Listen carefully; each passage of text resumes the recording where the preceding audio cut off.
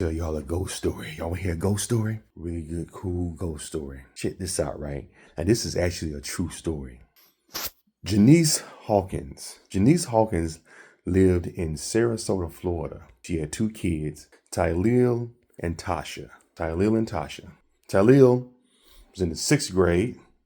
Tasha was in the 5th grade. They were like a year apart. Anyway, Jenice Hawkins was a very hardworking mom. She was 37 years old. She lived in an apartment complex, 3-bedroom with her 2 kids. She had been divorced from the kid's father, Jerome, who moved to Miami and got remarried 4 years ago. He also has a 1-year-old daughter, his new wife. Everything went good. He's had a really good job working for the city of Sarasota in Florida. The kids were not too far from where they lived at, where they went to school. She was a hardworking single mom like every other woman in America.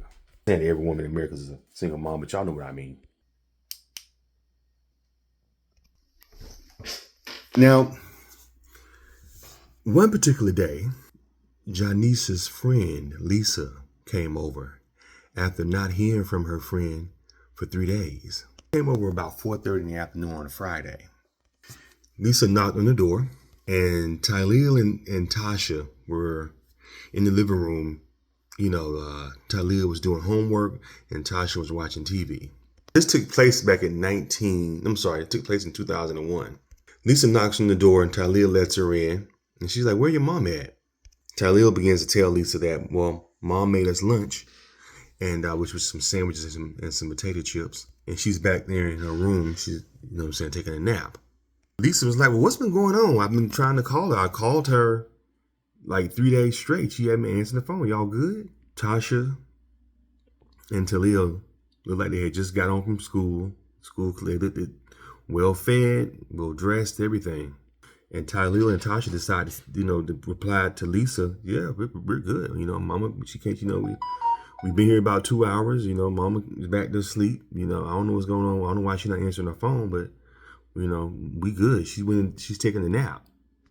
So Lisa decided, well, you know what? Tell your mama to call me when she wake up. She started to leave. She's like, no, this heifer ain't talked to me in 3 days. I need to holler at her about something. Lisa's younger sister had just broke up with her boyfriend. She wanted to share the latest gossip.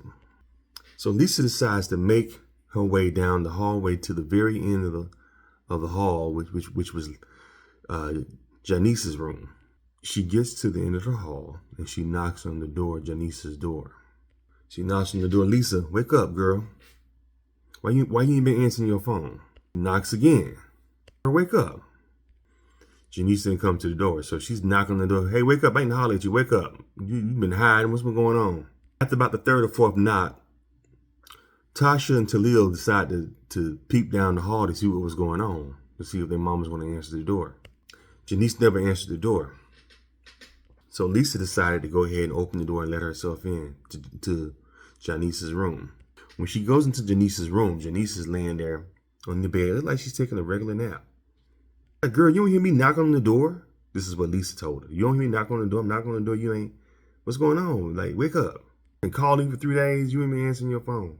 Jenice ain't moving. She's like asleep. She's out of it. So Lisa walks over to the bed and starts to shake the bed. It starts to shake Lisa. Lisa starts to shake Jenice to try to get her to wake up. Jenice never wakes up. She shakes her again. Girl, wake up. What's wrong with you? Wake up. Jenice ain't moving. She ain't waking up. Her eyes closed. She ain't moving. Now Lisa's panicking because she's shaking and shaking her. She's not waking up. So finally, Lisa yells down to the hallway for Tylil to go ahead and call the 911. Your mama ain't waking up. Tasha runs down the hall and runs into the room next to Lisa, trying to, wake up her mom. And Tasha's just trying, mama, wake up, wake up, wake up. Jenice ain't waking up. Anyway, the police come and they come into the apartment and they try to resuscitate her at least 2 or 3 times, right? I forgot how many times they try to resuscitate. I think they tried it like 3 times. She never wakes up. So they pronounce Jenice dead. When it gets to the hospital, so Jenice passed away. Of course, her kids are devastated, right? Tylil and Tasha. They're devastated. Lisa's devastated. But the police decided to ask asked the kids, Talil and Tasha, some questions. Like how long, what happened, make sure there was no foul play, and they have to do an investigation because the person's passed away. And plus, being the nature that Jenice's age, I mean, she was only 36, 37 years old, which is fairly young, right? That's why the police and some detectives just had some questions. But she was real, she wasn't sick, none of that stuff. When the officers asked Natasha and Talil what happened that day, they said their mother had just opened the door, let them in. She was in there making them sandwiches and stuff, and she was asking them about their day. Talil said she even got on him about his homework not being completed because she remember talking to the teachers about him not turning his homework. So she made the first thing he do is to get to his homework. And that's what Talil was doing when Lisa came over to check and see what was going on. Nobody came over.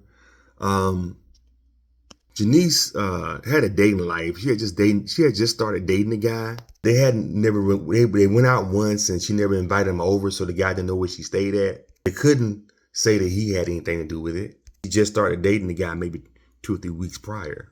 Kids had never met him. I said he didn't know where she stayed at, so it couldn't have been this new guy that Jenice started courting.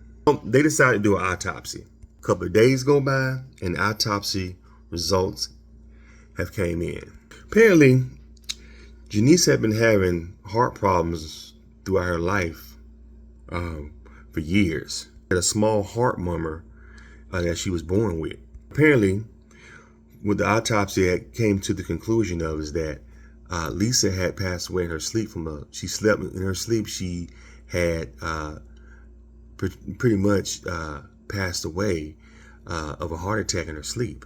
She had heart problems growing up and everything. She just happened to pass away in her sleep. She had a heart attack in her sleep and died. Well, the thing about it is this. So, according to what the kids were saying, that Friday afternoon before Lisa came by, their mother had just made them sandwiches and chips and everything, and she went to go take a nap. Apparently, some would say that Jenice died Friday, right? Well, not according to the autopsy reports. Apparently, what the autopsy concluded that Jenice had died Monday, 3 days prior. So, because her body was ice cold when they did the autopsy on her, when they brought her into the coroner's office. And her body showed signs of being on the inside of being in decay and in what they called it, rigor mortis stage. She had been dead for 3 days. So the officers and everybody are kind of threw back, right? Because the kids just said no. Like our mom was up talking to us, making us lunch. She made us breakfast that morning before we went to school. We found it rather odd that she wasn't at work.